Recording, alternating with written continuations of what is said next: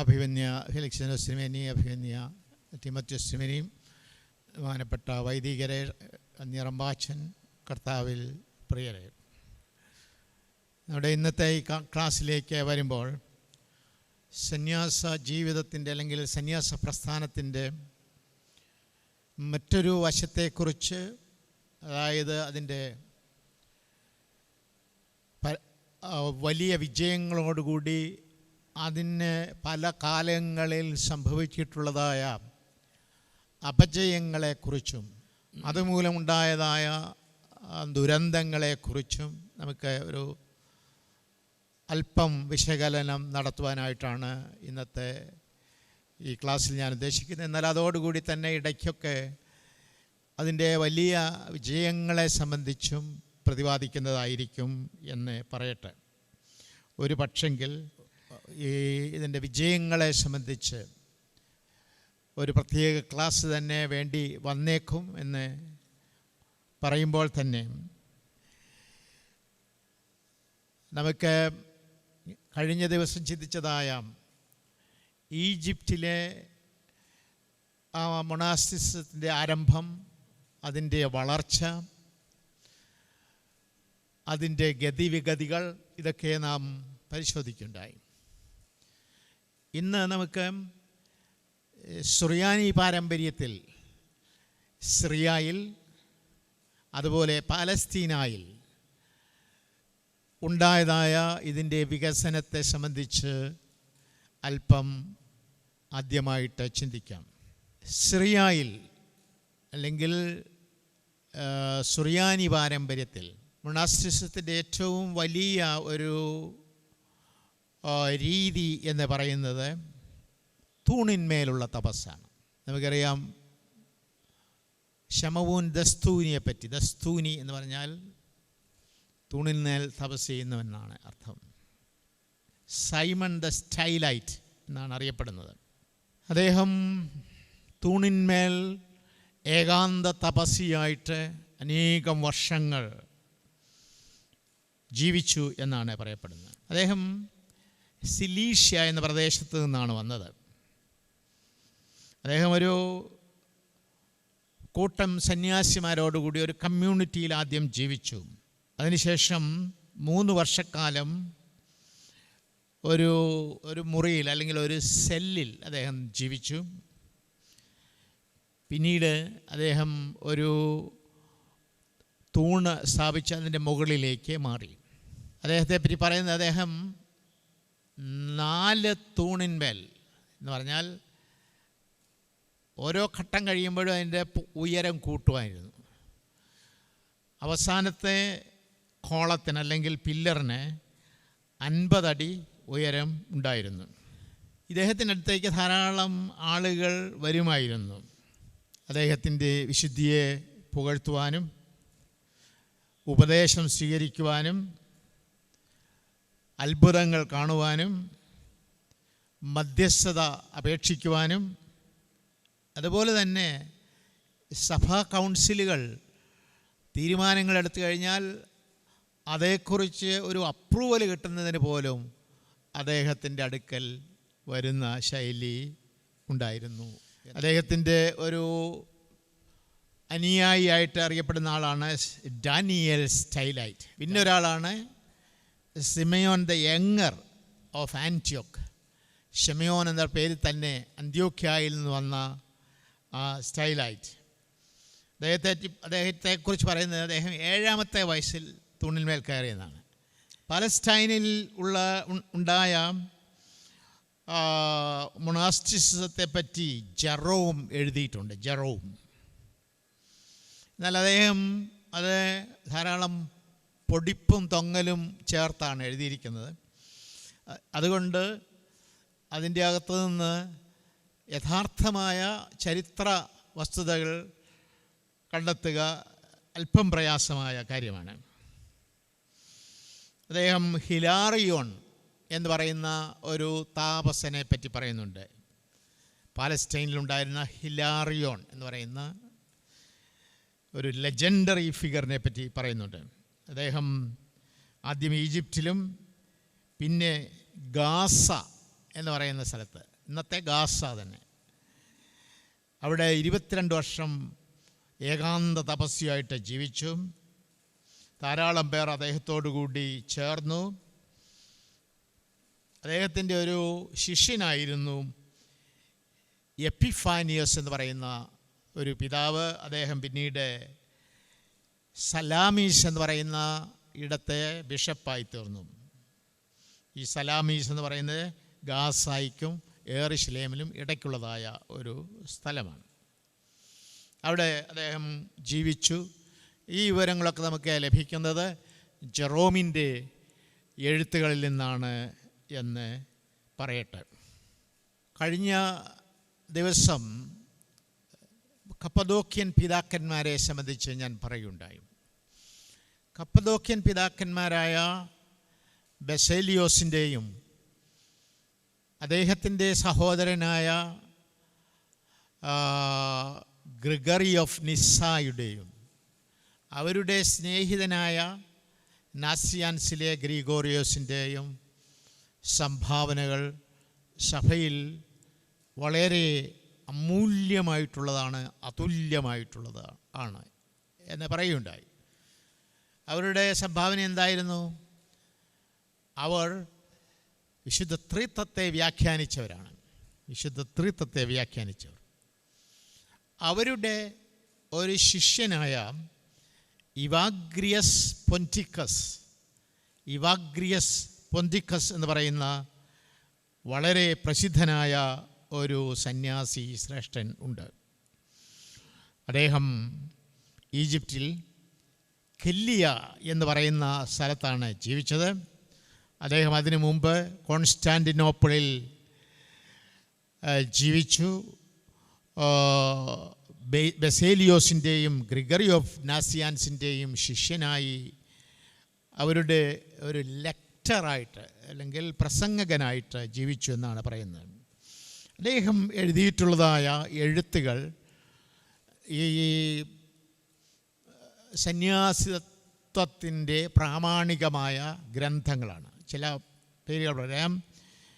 Sentences എന്ന് പറയുന്ന ഒരു ഗ്രന്ഥമുണ്ട്. ഓഫ് ദ 8 ഈവിൾ തോട്ട്സ് എന്ന് പറയുന്ന മറ്റൊന്നുണ്ട്. പിന്നെ ഓൺ പ്രയർ, പ്രാർത്ഥനയെക്കുറിച്ച് എന്ന് പറയുന്നൊരു ഇതുണ്ട്. പിന്നെ വേറൊന്ന് പ്രാക്ടിക്കോസ്, PRAKTIKOS, പ്രാക്ടിക്കോസ്. മറ്റൊന്ന് ഗ്നോസ്റ്റിക്കോസ്. പിന്നെ ഒരെണ്ണമാണ് കേഫാലിയ ഗ്നോസ്റ്റിക്ക. ഇത്രയും എഴുത്തുകൾ, ഗ്രന്ഥങ്ങൾ അത് എഴുതിയിട്ടുണ്ട്. ഒന്നുകൂടെ പറയാം. സെൻറ്റൻസസ്, രണ്ടാമത്തേത് ഓഫ് ദ 8 ഈവിൾ തോട്ട്സ്, മൂന്നാമത്തേത് ഓൺ പ്രയർ, നാലാമത്തേത് പ്രാക്ടിക്കോസ്, 5 ഗ്നോസ്റ്റിക്കോസ്, ആറാമത്തേത് കെഫാലിയ ഗ്നോസ്റ്റിക്ക. ഇത്രയും ആണ് അദ്ദേഹത്തിൻ്റെ പ്രധാന സംഭാവന എന്ന് പറയുന്നത്. He systematized the theory of അസെറ്റിസിസത്തിൻ്റെ കാര്യങ്ങൾ അദ്ദേഹം വളരെ കൃത്യമായിട്ട് സിസ്റ്റമാറ്റിക്കായിട്ട് എഴുതുകയുണ്ടായി. ഒരു കാര്യം പ്രത്യേകതയുണ്ട്. അദ്ദേഹം പിന്തുടർന്നത് ഒറിഗൻ്റെ പാരമ്പര്യത്തിലാണ്. ഒറിഗൻ്റെയും അതുപോലെ തന്നെ ക്ലെമൻ്റ് ഓഫ് അലക്സാൻഡ്രിയയിലെ ക്ലിമീസിൻ്റെയും എഴുത്തുകളെ, ആ പാരമ്പര്യത്തെ പിൻപറ്റിയ ആളായിരുന്നു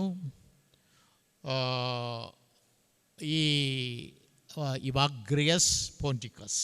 വേറൊരു പ്രധാനപ്പെട്ട പിതാവാണ് യുസ്താത്തിയോസ്. അദ്ദേഹം ധാരാളം എഴുതിയിട്ടുണ്ട്. അദ്ദേഹം തൻ്റെ ആശയങ്ങൾ കപ്പദോക്യൻ പിതാക്കന്മാരായ ബേസിൽ ഓഫ് സിസേറിയയുടെയും ഗ്രെഗറി ഓഫ് നാസിയാൻസിൻ്റെയും എഴുത്തുകളിൽ നിന്ന് സ്വീകരിക്കുകയുണ്ടായി. ബേസിൽ സിറിയയിലും ഈജിപ്തിലും ഒരു സന്യാസിയായിട്ട് ജീവിച്ചു. അതിനുശേഷമാണ് നിയോ സിസേറിയ എന്ന് പറയുന്ന പ്രദേശത്ത് വരികയും അവിടെ മൊണാസ്റ്റിസിസം ആരംഭിക്കുകയും അത് ഗ്രീക്ക് മൊണാസ്റ്റിസത്തിൻ്റെ തുടക്കമായി തീരുകയും. നമുക്കറിയാം, ഇന്നും ഗ്രീക്ക് മൊണാസ്റ്റിസിസം വളരെ ശക്തമായിട്ട് ഉണ്ട്. മൗണ്ട് ആത്തോസ് എന്ന് പറയുന്ന ഒരു മല മുഴുവൻ ഇന്നും ഗ്രീക്ക് സന്യാസിമാരാൽ ഉള്ളതാണ് എന്ന് പറയട്ടെ. അപ്പോൾ അതിൻ്റെയൊക്കെ തുടക്കം ചെന്ന് നിൽക്കുന്നത് ബേസിലാണ്. ബേസിൽ ഓഫ് സിസേറിയ അല്ലെങ്കിൽ കപ്പദോക്യൻ പിതാക്കന്മാരായ ബേസിലിൻ്റെ അദ്ദേഹം സിറിയയിൽ താമസിച്ചും ഈജിപ്തിൽ താമസിച്ചും ആർജിച്ചതായ അറിവുകളും അതുപോലെ അസറ്റിക് പ്രാക്ടീസസും അദ്ദേഹം നിയോസിസേറിയ എന്ന് പറയപ്പെടുന്ന കപ്പദോക്യായിൽ ആ പ്രദേശത്ത് അത് പ്രാവർത്തികമാക്കുകയും അദ്ദേഹം ധാരാളം ഇതിൻ്റെ റൂൾസിനെ പറ്റി എഴുതുകയും ചെയ്തിട്ടുണ്ട്. ബേസിലിൻ്റെ റൂൾസാണ് കിഴക്കൻ സഭകളിൽ ഏറ്റവും പ്രധാനപ്പെട്ട റൂൾസായിട്ട് ഇരിക്കുന്നത് എന്ന് പറയുവാൻ ഞാൻ ആഗ്രഹിക്കുന്നു. എനിക്ക് തോന്നുന്നു ഈവൻ സിറിയക് മൊണാസ്റ്റിസത്തിൻ്റെയും പ്രാമാണികമായ റൂൾസ് ബേസിൽ ഓഫ് സിസേറിയയുടെ നിയമങ്ങൾ ആണ് എന്ന് പറയട്ടെ. ഗിബ്ബൺ എന്ന് പറയുന്ന ഒരു എഴുത്തുകാരനുണ്ട്. അദ്ദേഹമാണ് the decline and fall of Roman empire എന്ന് പറയുന്ന വളരെ പ്രസിദ്ധമായ ഗ്രന്ഥം എഴുതിയത്. എഡ്വേർഡ് ഗിബ്ബൺ 1737 മുതൽ 1794 വരെ ജീവിച്ച വളരെ പ്രസിദ്ധനായ ഒരു ചരിത്രകാരനാണ് Edward Gibbon. He was a brilliant writer, a scholar who enjoyed a masterful command of the ancient sources. His masterpiece, The Massive History of the Decline and Fall of the Roman Empire, did much to shape how whole generations viewed the ancient world. Gibbon despised monasticism and saved some of his most eloquent venom for his account of ancient monks.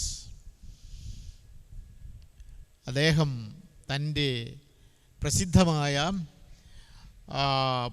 Decline and fall of the Roman empire, ഞാൻ കഴിഞ്ഞ ദിവസം പറയുകയുണ്ടായി, Roman Empire ആ 5-6 നൂറ്റാണ്ടുകളോടുകൂടി നശിച്ച് തകർന്നുപോയി. അപ്പോൾ അതിന് യേശുക്രിസ്തുവിന് മുമ്പും ദീർഘമായ ഒരു ചരിത്രമുണ്ട്, യേശുക്രിസ്തുവിന് ശേഷം 6-ാം നൂറ്റാണ്ട് വരെ ഉള്ള ചരിത്രമുണ്ട്. ഇത് വളരെ വസ്തുനിഷ്ഠമായിട്ട് അതിൻ്റെ ചരിത്രം എഴുതിയ എഡ്വേർഡ് ഗിബ്ബൺ ഈ സന്യാസി പ്രസ്ഥാനത്തെ സംബന്ധിച്ച്, പ്രത്യേകിച്ച് പാശ്ചാത്യ സന്യാസി പ്രസ്ഥാനത്തെ സംബന്ധിച്ച് നിശിതമായ ചില വിമർശനങ്ങൾ ഉയർത്തിയിട്ടുണ്ട്. നമുക്കതൊന്ന് പരിശോധിക്കാം. അദ്ദേഹത്തിൻ്റെ നിരീക്ഷണത്തിൽ ഈ സന്യാസി പ്രസ്ഥാനം ഒരു പ്രത്യേക ചിന്തയിൽ എത്തിച്ചേർന്നു. Man as a criminal and God as a tyrant.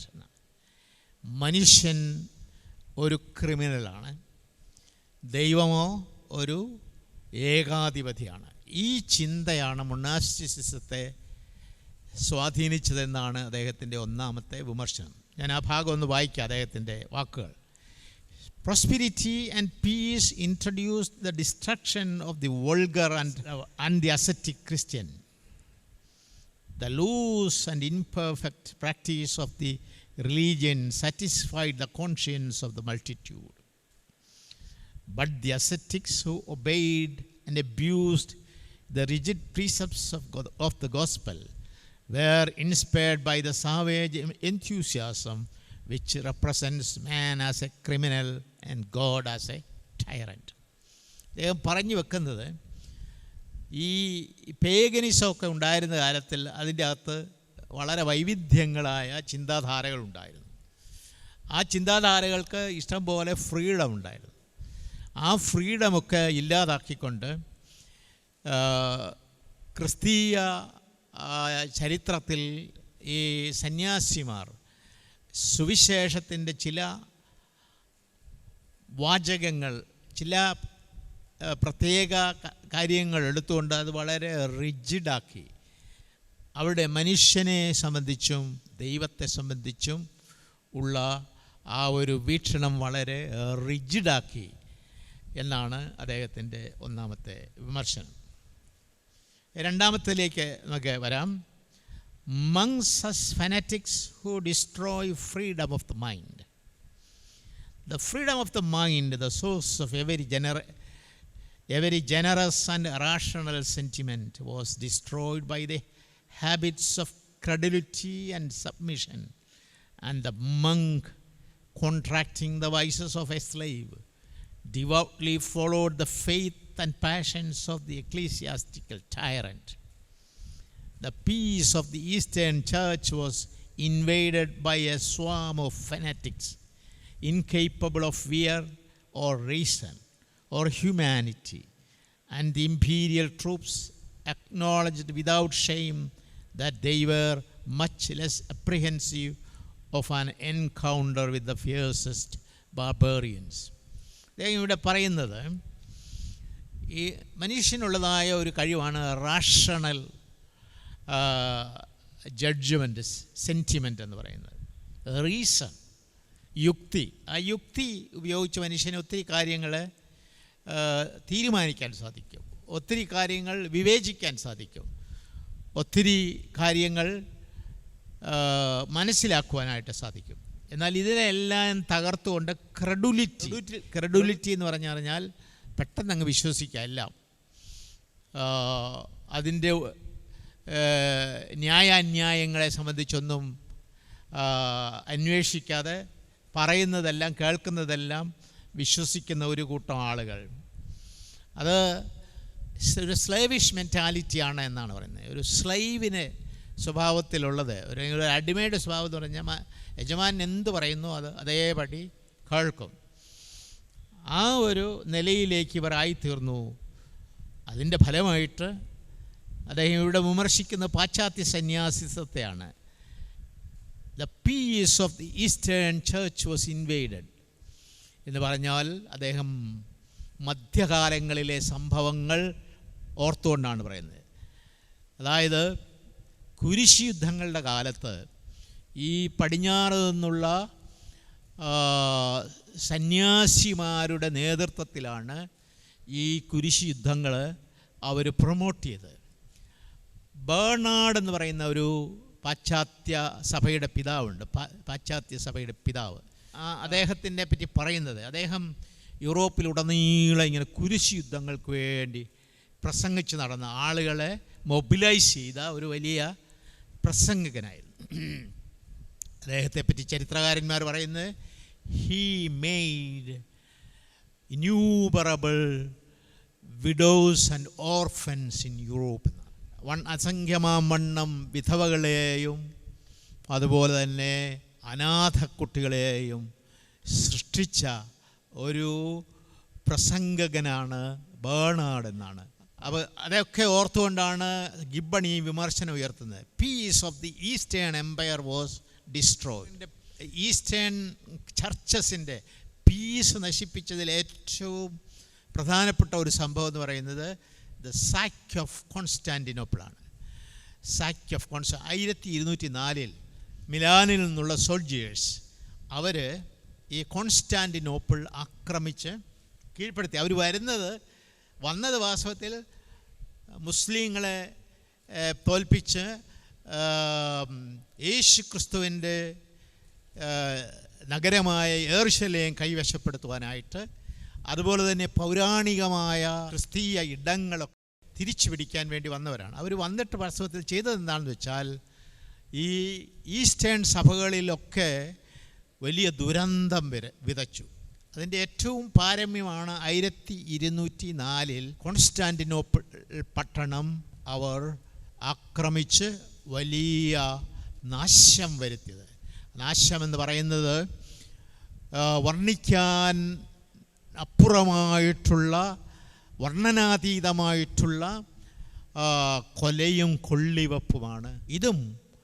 ഇതും ഒരു വിശ്വാസത്തിൻ്റെ പേരിലാണ്. അപ്പോൾ ഞങ്ങളുടേതല്ലാത്തത് ഒന്നും പാടില്ല, എല്ലാം പാശ്ചാത്യമയമായിരിക്കണം എന്നുള്ള ചിന്തയിൽ അവിടുത്തെ സഭയെ ഗ്രീക്ക് സഭയുടെ സൈക്കയിൽ, ഓരോ സഭയ്ക്കും ഒരു സൈക്യ ഉണ്ടെന്നാണ് പറയുന്നത്. സൈക്യ എന്ന് പറഞ്ഞാൽ അറിയാമല്ലോ അല്ലേ, ഒരു ആത്മാവുണ്ട്.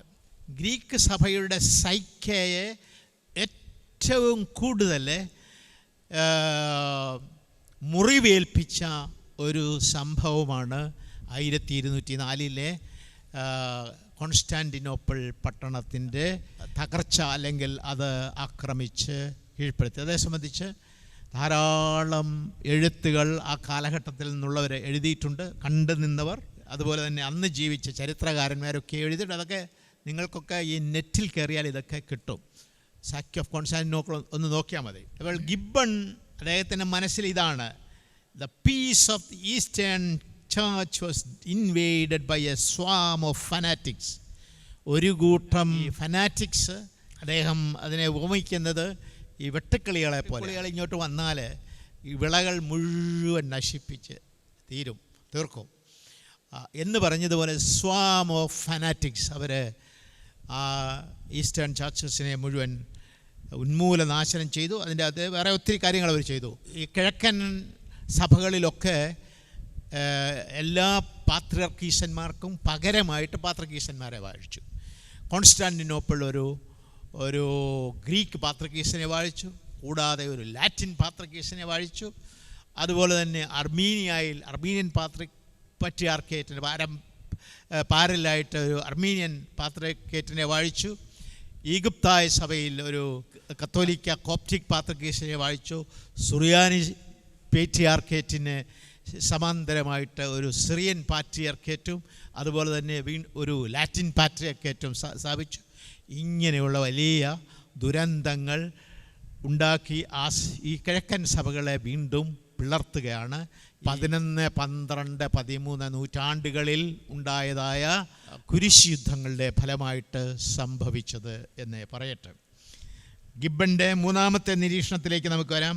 അദ്ദേഹം പറയുന്നത് ശ്രദ്ധിക്കുക: A Prince who should capriciously inflict such tortures would be deemed a tyrant, but it would surpass the power of a tyrant to impose a long and miserable existence on the reluctant victims of his cruelty. This voluntary martyrdom must have gradually destroyed the sensibility of both the mind and the body, nor can it be presumed that the fanatics who torment themselves are susceptible of any lively affection for the rest of the mankind. A cruel, unfeeling temper has distinguished the monks of every age and country. Their stern indifference, which is seldom modified by personal friendship, is inflamed by religious hatred, and their merciless zeal has strenuously administered the holy offices of the Inquisition. Gibbon inquisition എന്ന് പറയുന്ന അതിലേക്കാണ് വരുന്നത്. കേട്ടിട്ടുണ്ടോ നിങ്ങൾ? Inquisition എന്ന് പറയുന്ന ഒരു മതവിചാരണ കത്തോലിക്ക സഭയിൽ, പാശ്ചാത്യ സഭയിൽ വളരെ കാലം നിലനിന്നു. ഈ മതവിചാരണ വളരെ ക്രൂരമായ കാര്യമായിരുന്നു. അതായത് ഒരാൾ വേദവിരീതിയാണെന്ന് തോന്നിക്കഴിഞ്ഞാൽ അയാളെ ഈ ഇൻക്വിസിഷൻ വിചാരണ ചെയ്യും. മതവിചാരണ കോടതി വിചാരണ ചെയ്ത് അയാൾ തെറ്റുകാരനാണ് അല്ലെങ്കിൽ അവൾ തെറ്റുകാരിയാണ് എന്ന് വിധിച്ചാൽ അവരെ കൊല്ലുന്ന രീതിയുണ്ടായി. 2 ചരിത്ര സംഭവങ്ങൾ ഞാൻ പറയാം. ജോൻ ഓഫ് ആർക്ക് എന്ന് പറയുന്ന ഒരു വിശുദ്ധയുണ്ട് കത്തോലിക്ക സഭ. അവരെ വിശുദ്ധയായിട്ടൊക്കെ പിന്നീടൊക്കെയാണ് അംഗീകരിച്ചത്. ജോൻ ഓഫ് ആർക്ക് എന്ന് പറയുന്ന ആ മഹതി ഒരു കാലഘട്ടത്തിൽ മധ്യകാലങ്ങളിൽ ജീവിച്ചതാണ്. അവരുടെ ചരിത്രം വളരെ വളരെ ആകർഷണീയമായ ഒരു ചരിത്രമാണ്. അതായത് ഫ്രാൻസിലാണ് അവർ ജീവിച്ചത്. ഫ്രാൻസിൽ ആ കാലത്തിൽ ബ്രിട്ടൻ്റെ സ്വാധീനം വളരെ ഉണ്ടായിരുന്നു. ബ്രിട്ടന് അവിടെ കോളനികൾ, അപ്പോൾ ബ്രിട്ടീഷ് കോളനികൾ, ഫ്രാൻസിലുള്ള ബ്രിട്ടീഷ് കോളനികളുടെ കീഴിൽ നരകിച്ച ഒരു കൂട്ടം ജനതയായിരുന്നു ഫ്രാൻസിലെ ഒരു പ്രദേശത്തെ ജനങ്ങൾ. ഈ ആധിപത്യത്തിനെതിരായിട്ട് പോരാടിയ ഒരു വനിതയാണ് ജോൻ ഓഫ് ആർക്ക്. ജോൻ ഓഫ് ആർക്ക് ഒരു പടയാളിയുടെ വേഷം ധരിച്ചു, ഒരു പുരുഷ പടയാളിയുടെ വേഷം ധരിച്ച് അന്നത്തെ ആ പടയാളികൾക്ക് നേതൃത്വം നൽകി അവർ വലിയ വിജയം കരസ്ഥമാക്കി. ബ്രിട്ടീഷ് പടയാളികളെ പരാജയപ്പെടുത്തി അങ്ങനെ മുൻപോട്ടേ പോയി. അവരുടെ ഈ ജൈത്രയാത്ര തുടർന്ന് അവർ വലിയ വിജയം കൈവരിച്ചപ്പോൾ അവിടെയുള്ള സഭാ നേതാക്കന്മാർ ചിന്തിക്കാൻ തുടങ്ങി, ഇവള് ഒരു യക്ഷിയാണ്, ഇവൾക്ക് വിച്ച് ക്രാഫ്റ്റ് എന്ന് പറഞ്ഞാൽ ഇവള് എന്തൊക്കെ മാന്ത്രിക വിദ്യ കൊണ്ടാണ് ഇത്രയും വലിയ വിജയം കൊയ്യുന്നത് എന്ന് കരുതിക്കൊണ്ട് ആ സ്ത്രീ രത്നത്തെ ഈ മതവിചാരണ കോടതി, ഈ ഇൻക്വിസിഷൻ വിചാരണ ചെയ്യുകയും ആ വിചാരണ അവരുടെ അവസാനത്തിൽ അവരെ ചോദ്യം ചെയ്യുന്നതൊക്കെ വളരെ മനോഹരമായിട്ട് ഉണ്ട്. അവരോട് ചോദിക്കുന്നുണ്ട്, പല ചോദ്യങ്ങളും ചോദിക്കുന്നു. അതിനെല്ലാം അവർ വളരെ നല്ല രീതിയിൽ ഉത്തരം പറയുന്നുണ്ട്. അവസാനം അവരെ വിധിക്കുന്നത് ഒരു കുറ്റിയിന്മേൽ കെട്ടിയിട്ട് അതിൻ്റെ ചുറ്റും വിറക് കത്തിച്ച് വിറക് കൂട്ടി ആ വിറകിന് തീ കൊടുത്ത് അവരെ കൊല ചെയ്യുകയാണ് ജോൻ ഓഫ് ആർക്ക്. അപ്പോൾ ഇതിനൊക്കെ നേതൃത്വം നൽകിയ ആളുകളെ പറ്റി പറയുന്നത് അവരൊക്കെ മങ്സ് ഒക്കെയാണ്, പിന്നെ വലിയ സഭാ നേതാക്കന്മാരൊക്കെയാണ്, അല്ലെങ്കിൽ കർദിനാളന്മാരായിരിക്കും, ആർച്ച് ബിഷപ്സ് ആയിരിക്കും. ഇങ്ങനെയുള്ളവരൊക്കെ ചേർന്ന് നടത്തിയതായ ക്രൂരമായ ഒരു സംഭവമാണ്. അതിനെക്കുറിച്ചാണ് ഈ ഇൻക്വിസിഷനിലേക്ക് വിരൽ ചൂണ്ടിക്കൊണ്ടാണ് the Holy Offices of the Inquisition. നമ്മുടെ ഈ നാട്ടിൽ ഒരു സമയത്ത് ഇൻക്വിസിഷൻ ഉണ്ടായിരുന്നു. പോർച്ചുഗീസുകാർ ഇന്ത്യയിൽ ഭരിച്ചിരുന്ന ആ ഒരു 200 വർഷക്കാലം, ഇന്ത്യയിൽ എല്ലായിടവും ഭരിച്ചില്ല, ഗോവയിലുണ്ടായിരുന്നു, ഒരു കൊച്ചിയിലുണ്ടായിരുന്നു. ഒരു ഗോവയിൽ ഇൻക്വിസിഷൻ നടപ്പാക്കിയിട്ടുണ്ട്. പലരെയും അവർ വിചാരണ ചെയ്തിട്ടുണ്ട്. വലിയ ദുരന്തങ്ങളൊന്നും അവരുണ്ടാക്കിയില്ല എങ്കിലും ഈ ഇൻക്വിസിഷൻ എന്ന് പറയുന്നത് ഒരു വളരെ കുപ്രസിദ്ധമായ ഒരു വിചാരണയായിരുന്നു എന്ന് പറയട്ടെ. ഇതുപോലെ തന്നെ വിചാരണ ചെയ്യപ്പെട്ട കൊല ചെയ്യപ്പെട്ട ഒരു ആളാണ് ജോൺ ഹെസ് എന്ന് പറയുന്ന ആൾ. ജോൺ ഹെസ് പ്രാഗിൽ ജീവിച്ച ഒരു ആളായിരുന്നു. അദ്ദേഹം ഒരു വലിയ പ്രസംഗകനായിരുന്നു ജോൺ ഹെസ്. അദ്ദേഹം ജീവിച്ചത് മാർട്ടിൻ ലൂതറിൻ്റെയും കാൽവിൻ്റെയും സ്വിംഗ്ലിയുടെയും ഒക്കെ കാലഘട്ടത്തിന് തൊട്ട് മുമ്പാണ്. അപ്പോൾ അന്ന് ഈ പാശ്ചാത്യ സഭ അല്ലെങ്കിൽ കത്തോലിക്ക സഭ വളരെ അധപ്പതിച്ച കാലഘട്ടമായിരുന്നു. ഈ അധപ്പതനത്തെ എതിർത്തതാണ് മാർട്ടിൻ ലൂതർ. അതേപ്പറ്റി ഞാൻ പിന്നീട് വരാം. ഇപ്പോൾ ജോൺ ഹെസ്സിലേക്ക് നമുക്ക് വരാം. ജോൺ ഹെസ് പ്രാഗിൽ ഒരു ചാപ്പലിൽ ഉള്ള ആരാധനയ്ക്ക് നേതൃത്വം നൽകിയ ഒരു മനുഷ്യനായിരുന്നു. ആ കാലഘട്ടത്തിൽ കോൺസ്റ്റാൻസ് എന്ന് പറയുന്ന പട്ടണത്തിൽ വെച്ച് സഭയുടെ ഒരു സുന്നഹദോസ് കൂടുകയുണ്ടായി. അപ്പോൾ ഈ ഹെസ്സിനെയും ക്ഷണിച്ചു. ഹെസ് പോകാൻ വൈമനസ്യം കാണിച്ചു. എന്നാൽ അവിടുത്തെ ഭരണാധികാരിയായ ഒരു പ്രിൻസ് അദ്ദേഹത്തോട് പറഞ്ഞു, അദ്ദേഹം ഈ ചാപ്പലിൽ ആരാധനയ്ക്കായിട്ട് വരുന്ന ആളായിരുന്നു. ഹെസ് പോകുവാൻ പറഞ്ഞു.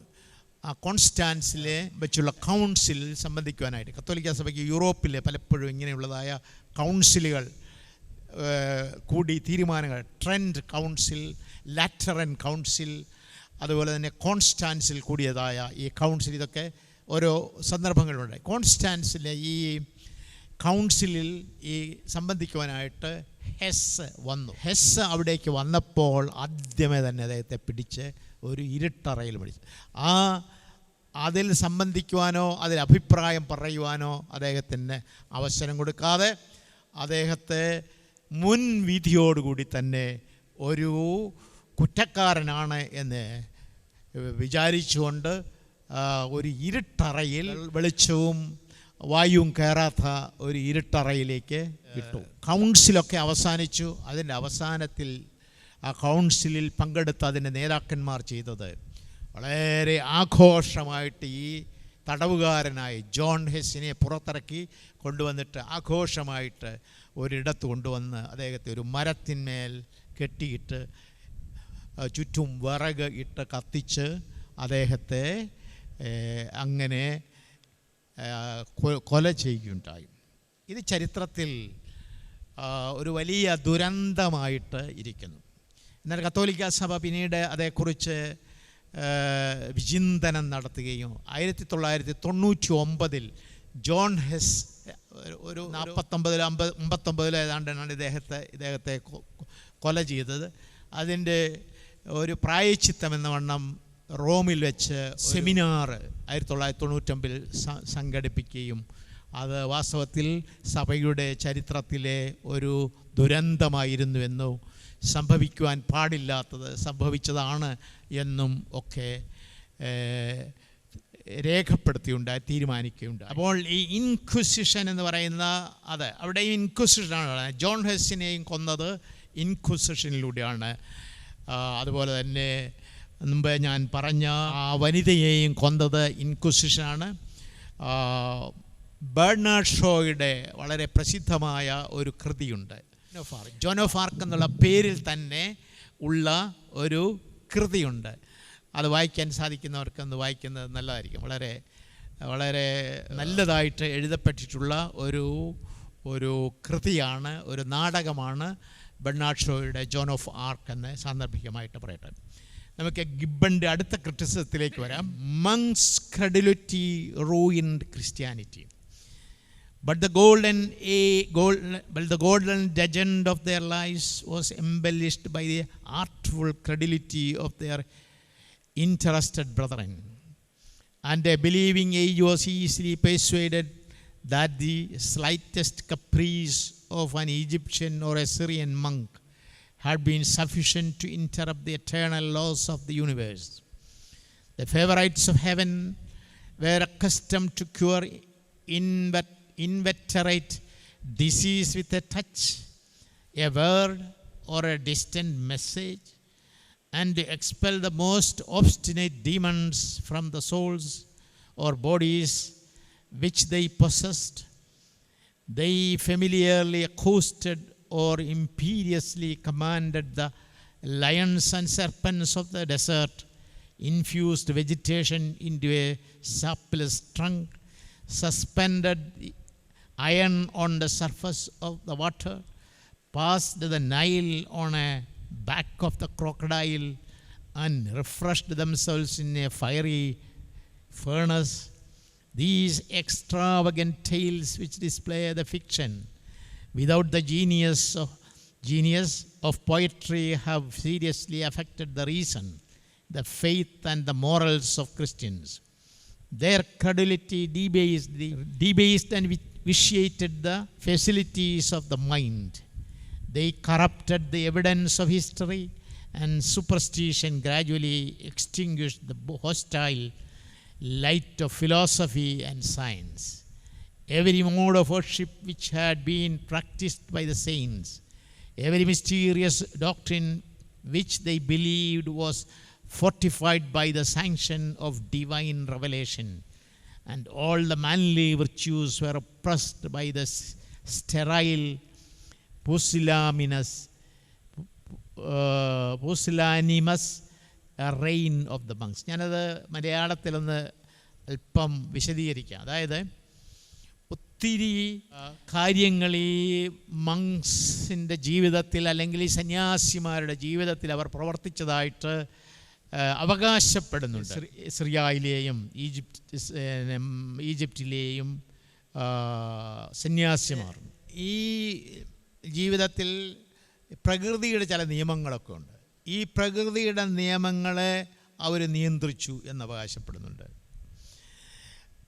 എങ്ങനെയാണ് ദൈവത്തിൻ്റെ അല്ലെങ്കിൽ സ്വർഗത്തിൻ്റെ വലിയ ഈ ഭൂമിയിലെ ആൾക്കാരായിട്ട് അവകാശപ്പെട്ടുകൊണ്ട്, അതായത് രോഗങ്ങൾ സൗഖ്യപ്പെടുത്തിയിട്ടുണ്ട്, അത് തൊട്ട് സൗഖ്യപ്പെടുത്തിയിട്ടുണ്ട്, ഒരു വാക്കുച്ചരിച്ച് സൗഖ്യപ്പെടുത്തിയിട്ടുണ്ട്, അല്ലെങ്കിൽ അകലെ ഇരുന്ന ആളിനെ സൗഖ്യപ്പെടുത്തിയിട്ടുണ്ട്.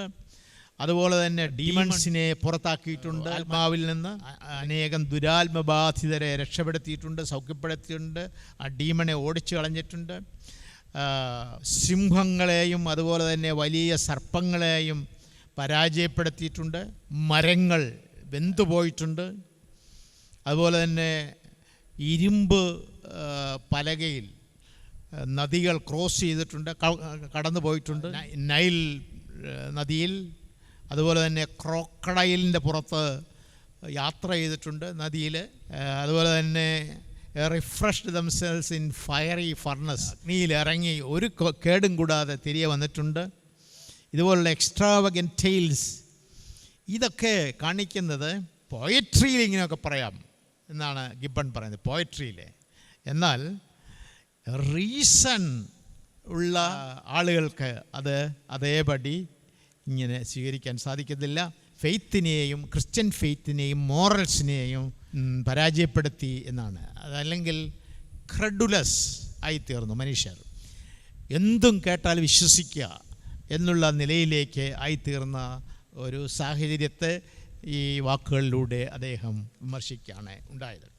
ഇതേക്കുറിച്ച് പറയുമ്പോൾ ഈ മങ്സ് അല്ലെങ്കിൽ മൊണാസ്റ്റിസിസം വളരെ ശക്തമായിരുന്ന കാലഘട്ടത്തിൽ തന്നെയും ഇതിന് എതിരായിട്ട് ശബ്ദിച്ചവരുണ്ട് എന്ന് പറയട്ടെ. അത് പെയ്ഗൻസ് ഉണ്ട്, അതുപോലെ തന്നെ ക്രിസ്തീയ ആയിട്ടുള്ള ആൾക്കാരുണ്ട്. അവരിലേക്ക് ഞാൻ പിന്നീട് വരാം. അതായത് പഴയ പെയ്ഗനിസത്തിലെ ഒരു വളരെ മനോഹരമായ ഒരു ചിന്തയുണ്ട്, പൈഡെയ്യ എന്ന് പറയും. പൈഡെയ്യ എന്നുള്ള പദത്തിന് ഒരു ഒരു ഒരു കൾച്ചറൽ മീനിങ് ആണ് ഉള്ളത്. പൈഡെയ്യയുടെ അർത്ഥം വളരെ പ്രശാന്തമായ ജീവിത രീതികൾ, നല്ല സാംസ്കാരിക പൈതൃകം നിലനിൽക്കുന്ന ഒരു അവസ്ഥയ്ക്കാണ് പൈഡെയ്യ എന്ന് പറയുന്നത്.